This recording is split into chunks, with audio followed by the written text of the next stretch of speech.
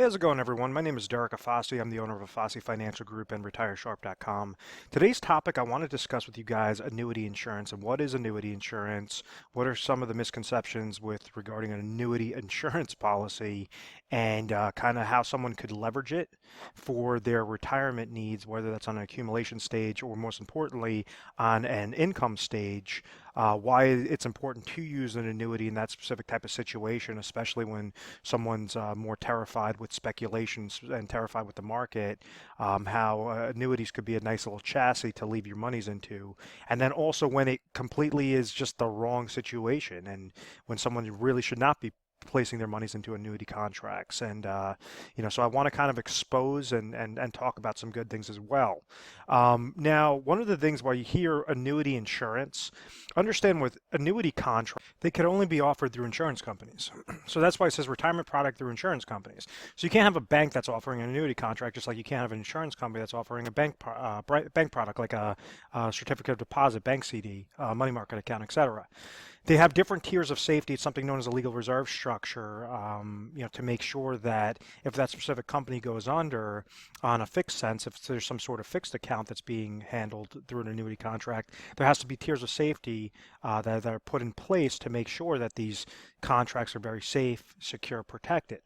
Now, why exactly would somebody want to leverage these types of contracts, these annuity plans for their retirement goal? And be mindful that you could place a whole slew of different sorts of either qualified retirement accounts.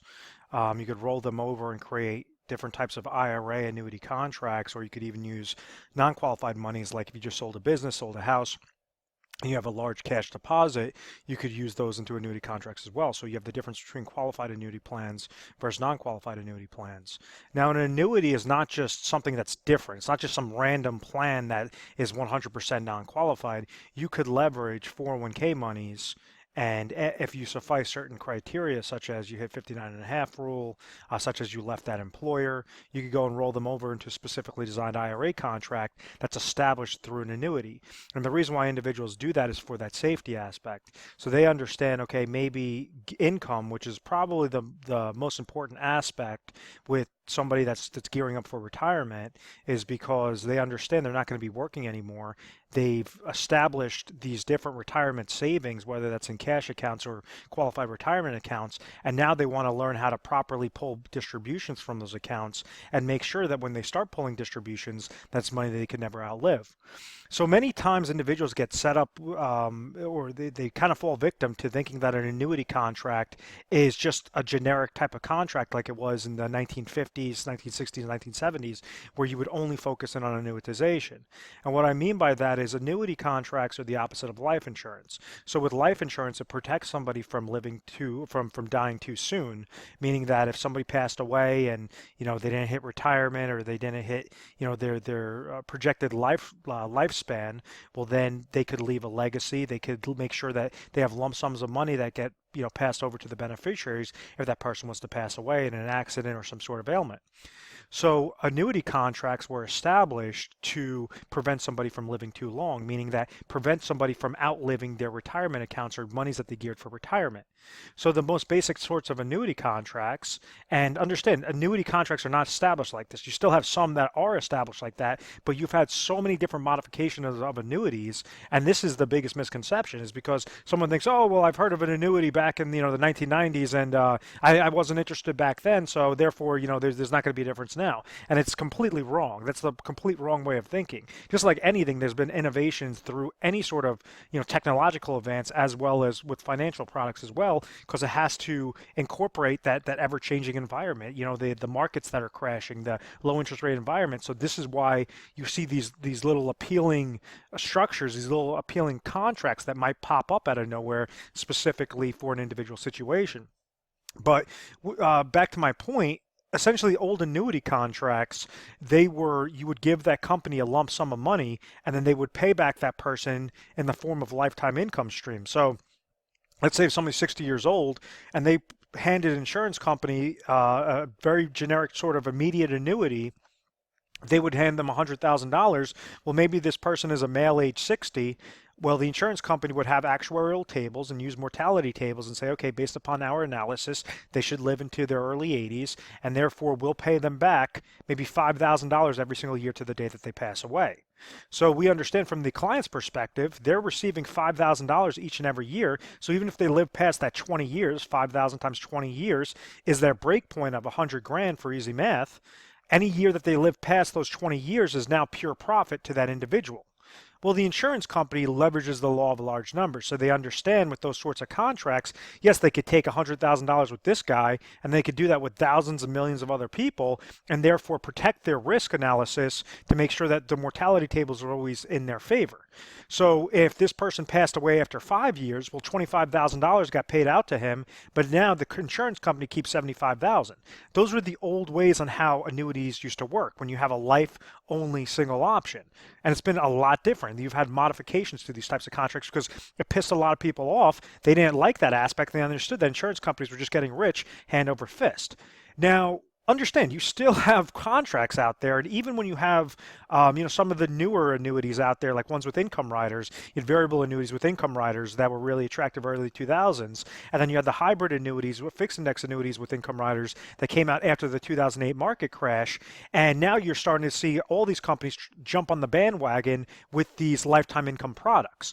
At the end of the day, you still have a whole slew of smoke and mirrors, whether the company's doing that old annuitization option or they're just trying to mask it under something else with income riders. You have to distinguish which one is perfect for your situation in your particular area, and then what are the other 200 contracts that are just trying to, display the smoke and mirrors effect, giving you low returns and locking up your money where you can't access it. So with all this education that we try to do on a national basis through different publications, whether we write articles or whether we're explaining this online, it's always to hone in on your situation is going to be different than your neighbors. It's going to be different than your family members. You can leverage an annuity contract and you could say, okay, maybe I'm 60 years old. I'm going to retire in 5 years. Well, you could have a specifically designed IRA contract. Possibly a portion of that IRA would be in an IRA annuity contract that will provide lifetime income at age 65. So when you're dissecting, okay, what is the best route?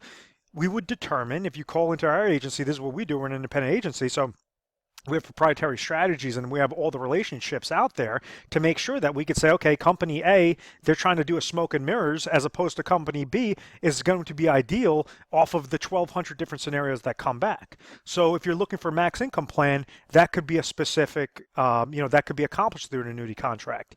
Let's say if you're looking for a safe accumulation and you don't care about income rider, you don't care about a death benefit rider, but you just essentially want to have your monies into a safe account that's going to gain when the market goes up, not lose when the market goes down, and you just want to have that safe, consistent power of compound interest growth to then eventually sporadically pull monies out, or just keep having these monies compound and then leave that as an inheritance, or just kind of leave it as a rainy day fund. There's different structures on that as well. Those are different sorts of annuity contracts. So you can't just look at an annuity contract, and when you say annuity insurance, it's an insurance company that offers an annuity. You have variations of different annuity contracts. Typically what we do is, we hone in on a lot of annuities because of what's going on with this current market environment. It's scary. Before, an individual was able to leverage a fixed account, like a bank CD or like a fixed annuity, get a nice double-digit interest return, such as 8%, 10%, 12%, live off of that interest for income, and then have their principal remaining at the end of that year. It was really simple. And if interest rates increase again, that could potentially be the way it is. But the downside to it is it's all based upon interest rate environment, and you have the interest rate risk, being established at that point in time. So you can't get a concrete plan when rates could change left and right. So when you're trying to establish correct annuity contracts or annuity insurance contracts, what you could do is say, okay, I understand like this individual at age 60, he might have, $30,000 in expenses that he needs to suffice, or he or she needs to suffice, together a couple at age 65. So they're 60 years old. They need a 5-year deferred product that's going to produce them $30,000 a year for income. Well, you could leverage annuity contracts that allow you to still control your monies, but provide a lifetime income rider on there as well. So maybe this might cost, $500,000, and this person has $700,000 in retirement assets. So out of that $500,000, they still, that 500,000 is still growing when the market goes up, not losing when the market goes down. That 500,000 will slowly be siphoned, each $30,000 deposit that's being triggered out. But eventually, if this account value goes down to $0, the whole purpose of the income rider was still to provide you lifetime income. So that's why with this scenario, the income rider will still be producing $30,000 of income even at that break-even point. Just like this break-even point was 20 years, this break-even point, 30,000. How long exactly would that take to get past that $500,000 mark? So, it's all about finding which contracts are the best in your particular area, which ones don't have these smoke and mirror fluffed up projections, so that you're honing in on the conversation of cash flow, and then you could leverage them properly. If you want to leverage it for retirement income, we established something known as laddering strategies. Let me clear off the screen real quick. When someone looks at this last term, and I say laddering strategies for retirement income and accumulation, understand, in order to have a comfortable retirement, be confident in retirement, you want to make sure that you're receiving lifetime income. Whether that's your pension income, Social Security income, or your retirement savings, you want to at least set aside the smallest amount of dollars that could accomplish that specific goal. So with an individual that might have $500,000 in retirement assets, if it costs him $150,000 to accomplish that income goal, well, now they could walk away with $350,000 and leave that in liquid accounts or speculative accounts, such as variable accounts, stocks, bonds, mutual funds, whatever their perspective, whatever floats their boat, essentially. With laddering strategies, the reason why that's important is because you could leverage specific contracts that are very good for a 5-year deferral and other contracts that are very good for a 10-year deferral. So what you could do is trigger a portion of the income in those 5 years, and then as their expenses are increasing with the cost of goods and services, known as inflation risk, you could also trigger income, smaller income increments to make sure that it's being laddered properly. And once again, so maybe initially you're getting that individual's getting the $30,000 goal, but then at age 65, and then at age 68, maybe it's going to 35,000, because then we're triggering another 5,000 to get triggered in 10 years. And so forth and so forth. So you could set up these little micro accounts to make sure you're receiving lifetime income. And you make sure that it's correlating exactly to your retirement income goal and your inflationary goal. If someone's leveraging annuity contracts for an accumulation side, well, understand, because annuity contracts have those legal reserve structures, and especially when you're looking more on the indexing strategies or more on the fixed strategies, it's going to be tied to some sort of interest rate environment. So if interest rates are low, well, then the returns are not going to be as favorable, but you could go into an indexing strategy that will provide gains when the market goes up and provide 0% gains whenever the market goes down. You could eliminate mutual fund related fees, advisor fees, sub-account fees, retirement account fees. You could eliminate that downward market loss potential. You could live off the interest that's gaining each and every year. So there's some neat ways on how to set up that accumulation stage properly. But understand, because you have a lower risk involved, typically they're going to be lower returns. Like if you had accounts with variable accounts, well, yeah, you're uncapped at what your gains are. So if the mutual fund gains 20%, you're going to receive a 20% bump into your account. But once again, on the contrary, if that mutual fund loses 20%, you don't have any sort of safety net there. You're going to lose 20%, or in 2008, the average portfolio lost 57%. Then we start incorporating the advisor fees that try to justify why you're in these mutual funds, or the mutual fund related fees through the fund manager. There's a whole slew of negatives that could go against your account. So there's ways on how you could be safe and consistent with annuity insurance contracts or just annuity contracts, and you could specifically design them.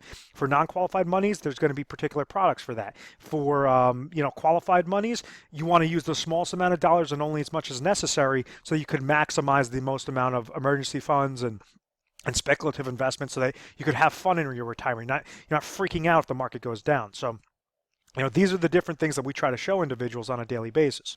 And at any point in time, if you guys find value in this, or you want to have at least a conversation and see, maybe what you're doing is correct, and maybe what you're doing is perfectly fine, and it's going to get your destination, it's going to make you accomplish your retirement goal.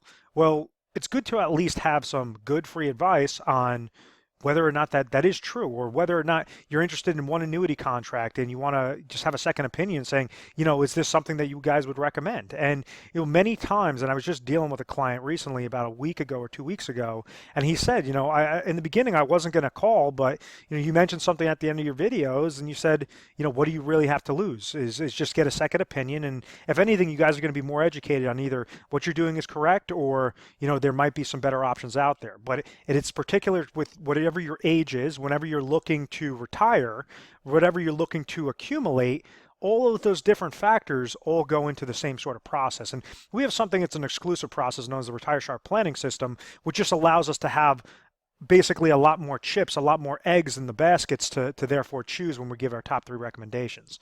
We are A+ rated on the Better Business Bureau. We've always had good reviews, never had any complaints.